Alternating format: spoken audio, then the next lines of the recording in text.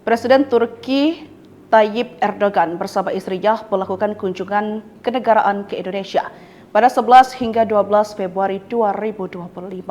Kedatangan Presiden Turki Erdogan ke Indonesia memperkuat dan mematangkan kerjasama, di antaranya pertahanan khusus bidang maritim. Siapa sangka kunjungan ini bertepatan dengan masih tertundanya implementasi kontrak pembelian drone Anka buatan Turki oleh Indonesia. Diketahui sebelumnya bahwa Kementerian Pertahanan Republik Indonesia telah menaikkan kontrak pembelian 12 unit drone canggih ini pada Februari 2023. Namun kontraknya masih belum efektif. Dengan kehadiran Erdogan di Indonesia, banyak pihak berharap kunjungan ini bisa menjadi pemantik agar kontrak drone Anka segera berjalan.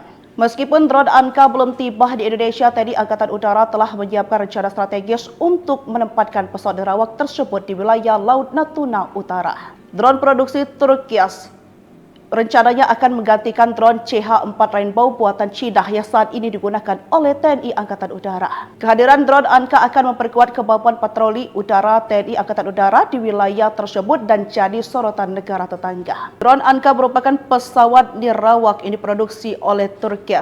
Drone ini memiliki panjang 8,6 meter, lebar sayap 17,5 meter, dan tinggi 3,25 meter. Dengan bobot maksimal 1.600 kg, Anka mampu terbang dengan kecepatan maksimal 217 km per jamnya. Keunggulan lainnya adalah kemampuan pengendalian melalui satelit yang memungkinkan drone ini menjalankan misi dengan jangkauan ribuan kilometer.